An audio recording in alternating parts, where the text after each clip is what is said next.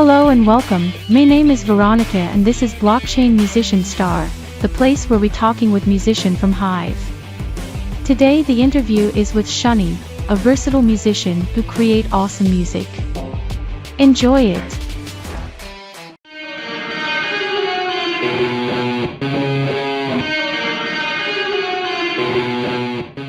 Um, I guess that's a bit difficult to answer because I always made music my whole life.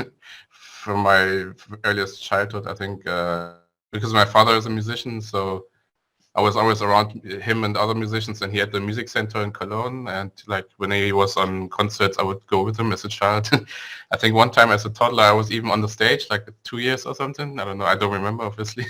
But like they had an intermission from their concert, and I just went up to the stage with my instrument.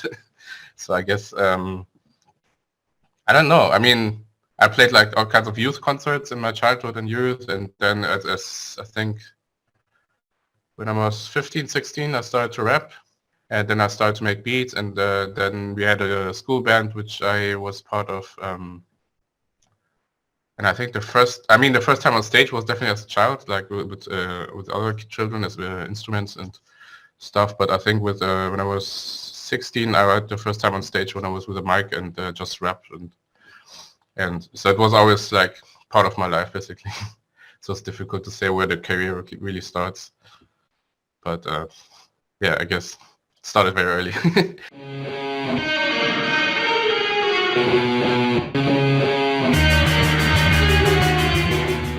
Yeah, I mean, my father was definitely a professional musician, and basically his whole family, his sisters and brothers are also artists. Some paint, some do a little bit of music and painting or other things. And also my mother's side, my grandfather is also a poet. And so there was always, so this was always basically our life in a way. And so I guess you could say, I mean, he makes a very different music. It's Persian music, but it's still like the influence was always there.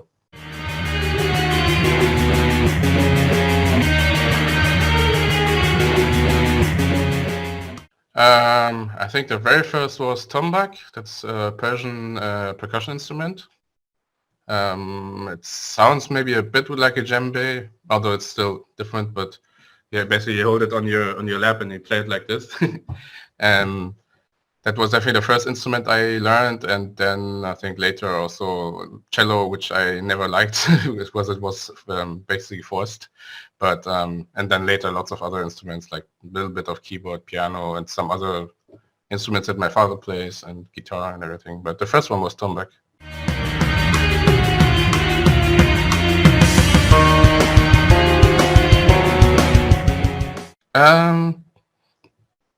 Sorry.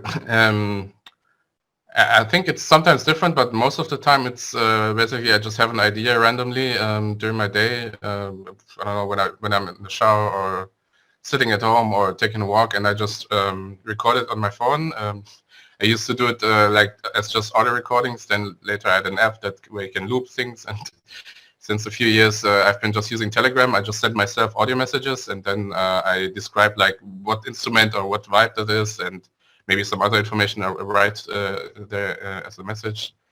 And then I just record like the different tracks for a song that I have in mind. Sometimes just like one track, sometimes like 20. And then later, when I have time, I basically go in my DAW and try to turn that into an actual song.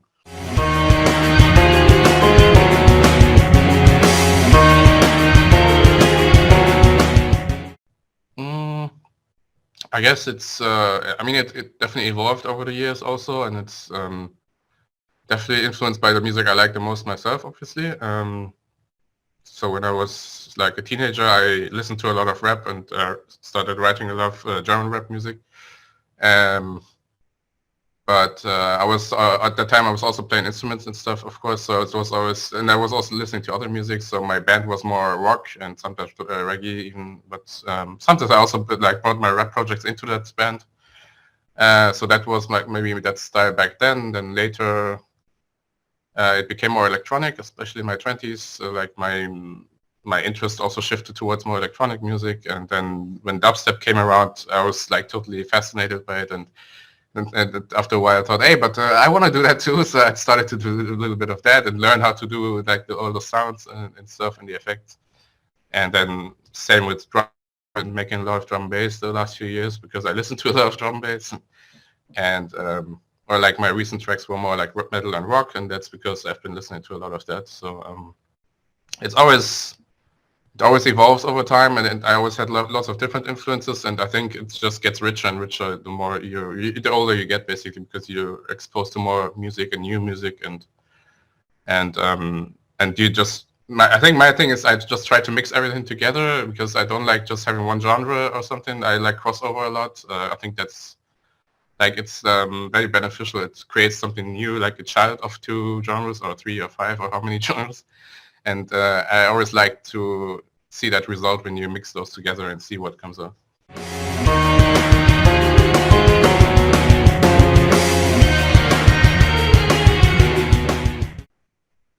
I think I would like, I mean, the thing is when I was younger, I was a lot more active. I was having concerts regularly and stuff like that. But, and I was like very in it, basically, in the whole process. And then I started studying and stuff, and I lost my way a little bit and had different priorities. And then at some point I realized, wait, you should have just continued with music. It was like the best thing you can do. That like, it's the perfect fit for my lifestyle, for everything.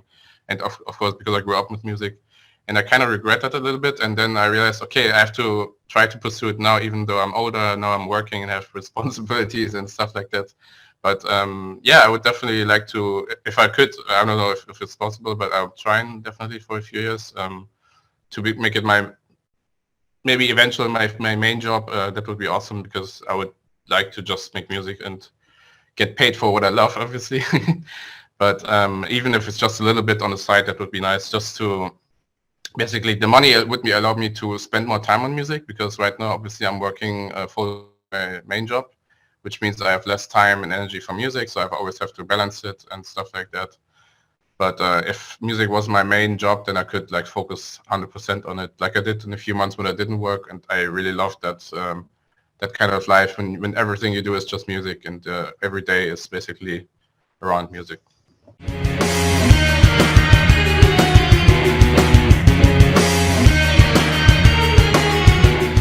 I guess it only works if you balance it out somewhere else. Like for example.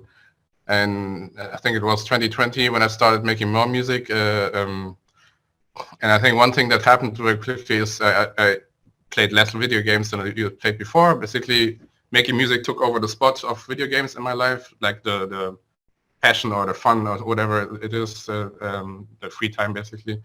So I think that was one way to balance it out. And then sometimes when I had when I realized, oh, I'm having a lot of ideas right now, maybe let's take like a few days off from work or even a week sometimes to rest a bit and to work on music because I knew like I have this project, I want to finish it. It's been there for so long and I'll just take a week off and work on music, for example, if it's a really big thing. So, for example, when I was finishing my album, which took forever. So yeah, sometimes I just take time off for it, but basically I think the biggest change in the past few years is that I prioritize music more over other things. And obviously with the pandemic it was helpful because you don't go out as much, you can't go too many places, so you're at home anyway, so why not use the time to make music?